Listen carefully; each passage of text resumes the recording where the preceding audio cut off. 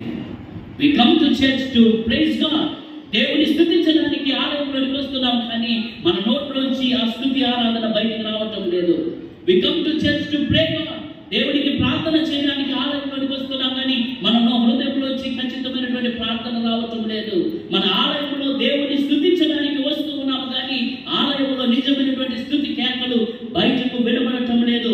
హృదయాంతరంగంలోంచి స్తుతి ఆరాధన బయటకు రాలేనటువంటి పరిస్థితుల్లో ఆర్టిఫిషియల్ వర్షిప్, కేవలం కృత్రిమమైనటువంటి ఆరాధనలు ప్రస్తుత కాలంలో అనేక సంఘాలలో జరుగుతూ ఉన్నాయి. మనం సంఘానికి వస్తాం, కానీ హృదయపూర్వకంగా ప్రభువును ఆరాధించలేము. ఆలయానికి వస్తాము, కానీ సంతోషముతో సహవాసంలో ఉండలేము. చాలా సంఘాలకు నేను వెళుతున్నప్పుడు ఇదే మాటను గుర్తు చేస్తాను. నువ్వు ఆలయంలోనికి వచ్చినప్పుడు ప్రతి ఒక్కరిని నువ్వు పలకరించి చేతులు కలిపి షేక్ హ్యాండ్ ఇచ్చి వందనాలు చెప్పగలిగితే then you are in the fellowship of the church. సంఘ సహవాసంలో నువ్వు అప్పుడు ఉన్నట్లు అలాగున కాకుండా ఒకరు వస్తూ ఉంటే ఒకరు వెళ్ళిపోతూ ఉన్నారు అని అంటే, ఒకరి ముఖం ఒకరు చూడడానికి ఇష్టపడటం లేదు అని అంటే, ఇదిగో నువ్వు హృదయపూర్వకంగా ప్రభుని ఆరాధించలేకపోతూ ఉన్నావు అని అంటే, కృత్రిమంగా ప్రార్థన చేయాలి కాబట్టి ప్రార్థన, కానుక వేయాలి కాబట్టి కానుక, బైబిల్ చదవాలి కాబట్టి బైబిల్ చదవడం, వాక్యం వినాలి కాబట్టి వినడం అన్నటువంటి రీతిలో విని వెళ్ళిపోతూ ఉంటే ప్రభు అంటూ ఉన్నాడు, ఆయన గొర్రెలను ఎడ్లను అక్కడ ఉన్నటువంటి వాటిని తోలివేస్తూ ఉన్నాడు. 3 కార్యాలు చేశాడు యేసుక్రీస్తు ప్రభువు. ఆ దేవాలయంలో గొర్రెలను ఎడ్లను తీసుకువచ్చి అమ్ముతూ ఉంటే వాటన్నిటిని కూడా తోలివేశాడు అని లేఖనాల్లో రాయబడుతూ ఉంది. 2వ కార్యము, రూకలు మార్చుటకు బల్లలను వేసి ఉంటే ఆ బల్లలను పడద్రోశాడు. ఈ మాటలు చాలా కీలకమైనటువంటివి. ఆయన తోసివేశాడు, పడదోశాడు, క్రయ విక్రయములు చేయించిన వారిని వెళ్ళగొట్టాడు. ఈ 3 కూడా నెగిటివ్ ఫీలింగ్ తోటి ఉన్నటువంటివి. యేసుక్రీస్తు ప్రభువు చాలా దుఃఖముతో ఆయన చేసినటువంటి పని ఏంటి అనగా, నా మందిరము నా తండ్రి ఇల్లును నువ్వు వ్యాపారపు గృహముగా చేసావనంటే you are missing the mark. దేని కొరకు ఆలయం ఏర్పాటు చేయబడిందో, దేని కొరకు ఆలయము స్థాపించబడిందో, దేని కొరకు ఆలయము నిర్మించబడిందో ఆ ఉద్దేశాలను కోల్పోయి ఏదో జరిగిస్తూ ఉన్నావు. But it is not acceptable in the sight of God.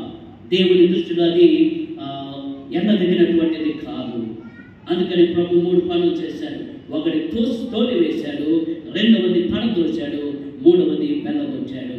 ప్రియమైన బిడ్డలారా, ఆ సమయంలో యెరూషలేము దేవాలయాన్ని గురించి మనం మాట్లాడుకుంటున్నాం, కానీ ఈ రోజున హూ ఇస్ ద చర్చ్ అనంటే ఐ యామ్ ద చర్చ్ అని చెప్తున్నటువంటి నీవు, నీ చూపుడు వేరు నీ వైపుకు చూపుకొని నేనే దేవుని సంఘం అని చెప్తున్నటువంటి నీలో ప్రభువు ఈ మధ్యాహ్న కాల సమయంలో ఆయన వచ్చి పరిశీలన చేస్తే నీ దగ్గర తోలివేయవలసినటువంటివి ఏమన్నా ఉన్నాయా? దేవుని ఆలయం అని పిలువబడుతున్నటువంటి నీ దేహంలో నుంచి నువ్వు తోలివేయవలసినటువంటి హేయమైనటువంటివి ఏమైనా నీ హృదయంలో ఉన్నాయా? నెంబర్ 2, పడద్రోయవలసిన అసహ్యమైన కార్యములు నీ జీవితంలో ఏమైనా ఉన్నాయా? 3, వెళ్ళగొట్టవలసినటువంటి అపవిత్రమైన కార్యములు నీ నా జీవితంలో ఉన్నాయా? ప్రియమైన బిడ్డలారా, దేహం అనే దేవాలయాన్ని గురించి మనం ఆలోచన చేస్తున్నప్పుడు అది పరిశుద్ధాత్మకు నిలయమైనటువంటి ఆలయం. నీ దేహంలో ఎవరు నివసించాలి అనంటే, నీవు స్వర్గం నుంచి కొనబడినటువంటి ఆయన కుమారునిగా కుమార్తెనిగా చేసుకున్నటువంటి ఆ యేసుక్రీస్తు ప్రభువారు నీ హృదయం అనేటువంటి దేవాలయంలో నివసించాలి. నీ హృదయంలో యేసుక్రీస్తు ప్రభువారు నివసిస్తూ ఆయన నీకు నీ జీవితానికి అధిపతిగా ఉండాల్సినటువంటి చోట ఒకవేళ హేయమైన కార్యములతోటి నీ హృదయము నిండి ఉందేమో, అసహ్యమైన కార్యములతోటి నీ హృదయము నిండి ఉందేమో, దేవునికి అయిష్టమైన అపవిత్ర కార్యములతోటి నీ హృదయము నిండి ఉందేమో అన్నటువంటి ప్రశ్న ఈ మధ్యన కాల సమయంలో మన హృదయాల్లో మనం వేసుకుందాం. పైకి చూడడానికి అందరం కూడా చాలా సంతోషంగా కనబడుతూ ఉన్నాం, పైకి ఎంతో భక్తి కలిగినటువంటి వారముగా కనబడుతూ ఉన్నాం. ఈ రోజున ప్రపంచంలో ఎక్కువగా ఎక్కువ ఒక రకమైనటువంటి నాటకయుక్తమైనటువంటి జీవితాలు జీవించగలిగిన వారు ఎవరైనా ఉన్నారు అంటే వారు లోకస్తులు కాదు, కానీ క్రైస్తవ బిడ్డలు అని చాలా మంది వారు వ్యాఖ్యానం చేస్తూ ఉన్నారు. ఎందుకంటే we pretend like we are holy. సంఘమని పిలువబడుతున్నటువంటి మనము పరిశుద్ధ అన్నట్టుగా మనము అనేక సందర్భాలలో వ్యవహరిస్తూ ఉంటాము. కానీ God knows what is your heart. ఇక్కడ కూర్చున్నటువంటి నీవు నేను ఒకసారి మన హృదయాన్ని పరిశీలన చేసుకుందాం. 66 దివ్యమైన సంవత్సరాలు ఓ శ్రేష్టమైనటువంటి దేవాలయాన్ని ప్రభు మనకి ఇచ్చాడు. అంత మాత్రమే కాకుండా ఇదిగో నీవే నా ఆలయము అని ప్రభు తన స్వరక్తాన్ని నీ కొరకు ఇచ్చి ఆయన రక్తంలో నీ మలినాన్ని కడిగి నిన్ను పరిశుద్ధపరిచి నీవు నా సొత్తు అని చేసుకొని ఇదిగో నీ హృదయం అనే దేవాలయంలో నేను ఉండాలని అనుకుంటూ ఉన్నాను. So from now onwards you are my dwelling place అని ప్రభు చెబుతూ ఉంటే నీవు నేను సంచరించేటువంటి స్థలము, నేను నివసించేటువంటి స్థలం అని ప్రభువు నీ దేహముల గురించి నీ హృదయం గురించి మాట్లాడుతూ ఉంటే నీ హృదయం అనే దేవాలయం ఎలా ఉంది? యెరూషలేము దేవాలయాన్ని చూస్తున్నప్పుడు యేసుక్రీస్తు ప్రభు వారు ఆవేశం ఆగలేదు. యెరూషలేము దేవాలయంలో జరుగుతున్నటువంటి సంఘటనలు ఆయనకు ఎంతో వేదనను తీసుకుని వచ్చి ఏనాడు చేయనటువంటి ఆయన కొరడాను పేడి అక్కడ దేవాలయంలో ఉన్నటువంటి వాటిని పడగొస్తూ ఉన్నాడు, వెళ్ళగొడుతూ ఉన్నాడు, తోలివేస్తూ ఉన్నాడు.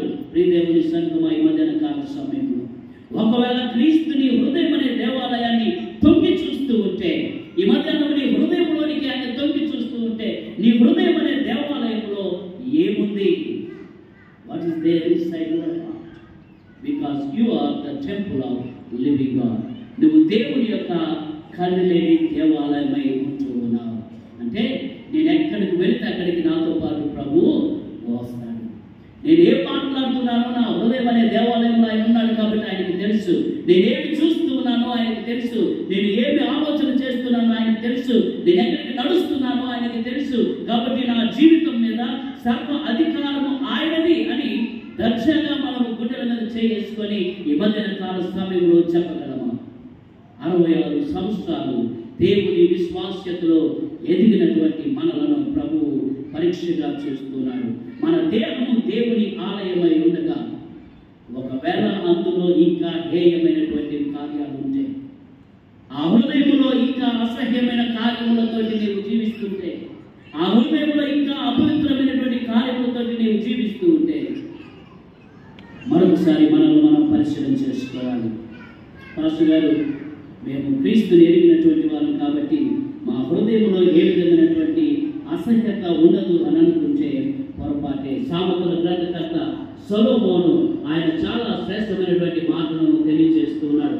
అన్నిటికంటే ముఖ్యంగా నీ హృదయంలో జాగ్రత్తగా కాసుకో.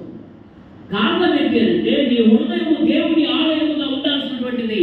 అది దేవునికి వ్యతిరేకమైనటువంటి రీతిలో మార్చటానికి అపవాది శోధకుడు ఎవరిని మృంగుదనా అని చూస్తూ ఉన్నాడు. యేసుక్రీస్తు ప్రభువును అంగీకరించినంత మాత్రాన నా హృదయం అనే దేవాలయంలో క్రీస్తు ఉన్నాడు అని అనుకొని భ్రమపడితే బైబిల్ అంటుంది మోసపోకుడి దేవుడు వెక్కిరించబడతాడు. ఇద్దరికి మాత్రమే తెలుసు నీవు ఎలా బ్రతుకుతూ ఉన్నావో. నీ చుట్టూ ఉన్నటువంటి వారు నీ పై స్వరూపాన్ని చూస్తూ ఉన్నారు. నీ చుట్టూ ఉన్నటువంటి వారికి నువ్వు బైబిల్ తీసుకుని ఆలయానికి వస్తున్నప్పుడు చాలా పవిత్రులుగా కనబడుతున్నావు, చాలా పవిత్రుడిగా కనబడుతున్నావు. నీవు దేవుని వాక్యాన్ని చెబుతున్నప్పుడు, చదువుతున్నప్పుడు, పాటలు పాడుతున్నప్పుడు ఇంతకు మించినటువంటి పరిశుద్ధులు ఇక్కడ లేరు అన్నటువంటి రీతిలో నువ్వు ప్రవర్తిస్తున్నావు. కానీ but God knows what is actually happening in your life. నీ జీవితంలో నిజంగా ఏం జరుగుతుందో యేసుక్రీస్తు ప్రభు గారికి తెలుసు. లోపల ఎంతో దుష్టత్వమును ఉంచుకొని పైకి ప్రకాశవంతంగా పరిశుద్ధంగా జీవించగలిగినటువంటి క్రైస్తవులు అనేక మంది లేకపోలేదు.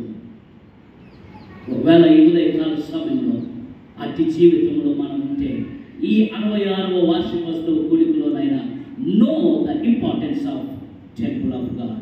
దేవుని కన్నలేని ఆలయముగా పిలువబడుతున్న నీ దేహము, నీ హృదయం యొక్క ప్రాముఖ్యతను నువ్వు గ్రహించవలసి ఉన్నావని బైబిల్ సెలవిస్తూ ఉంది.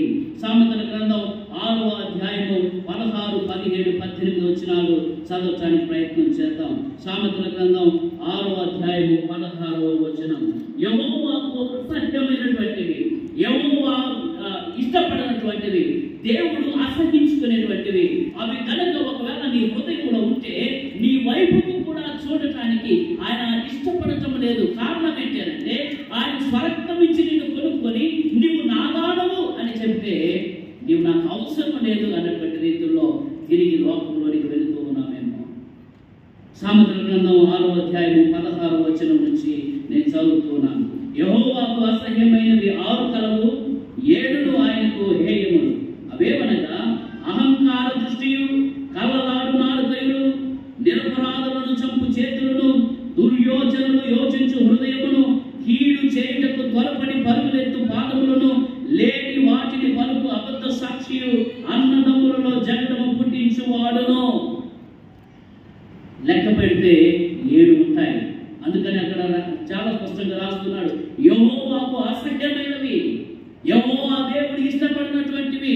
ఏ దేవాలయంలో అయితే పరిశుద్ధతను కోరుతూ ఉన్నాడో, ఏ దేవాలయంలో అయితే సహవాసాన్ని కోరుతూ ఉన్నాడో, ఏ దేవాలయంలో అయితే ఐక్యతను కోరుతూ ఉన్నాడో, ఏ దేవాలయం అయితే ఆయనకు నివాస గృహంగా ఉండాలని ఆశపడుతున్నాడో, ఆ దేవాలయంలో ఆయన అసహించుకునేటువంటివి 7 ఉన్నాయి.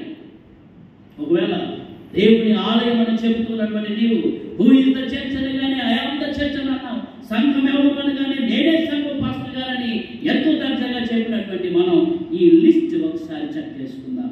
ఆయన చూన్నాడు, అవేవనగా అహంకార దృష్టియు, కళ్ళలాడు నాలుకయు, నిరపరాధులను చంపు చేతులను, దుర్యోచనలు యోచించు హృదయమును, కీడు చేయుటకు త్వరపడు పరుగులెత్తు పాదములను, లేని వాటిని పలుకు అబద్ధ సాక్ష్యమును, అన్నదమ్ములలో జగడము పుట్టించువారు. ఈ రోజున ప్రస్తుత క్రైస్తవ కుటుంబాలు, క్రైస్తవ సంఘాల్లో, క్రైస్తవులు అని పిలువబడుతున్నటువంటి వారి జీవితాల్లో ఒకవేళ కనుక ఇవి ఉంటే లేఖనాలు అంటూ ఉన్నాయి, గాడ్ ఈజ్ దేర్, ఆయన సిద్ధంగా ఉన్నాడు. దేని కొరకు అంటే అలనాడు యెరూషలేము దేవాలయములో ఆయన తోలివేసినటువంటి రీతిలో, పడత్రోసినటువంటి రీతిలో, వెళ్ళగొట్టినటువంటి రీతిలో ఇదిగో ప్రభువు నిన్ను చూస్తూ ఉన్నప్పుడు ఆయన ఆశ ఆకాంక్ష ఏంటి అనంటే, నా ప్రజలు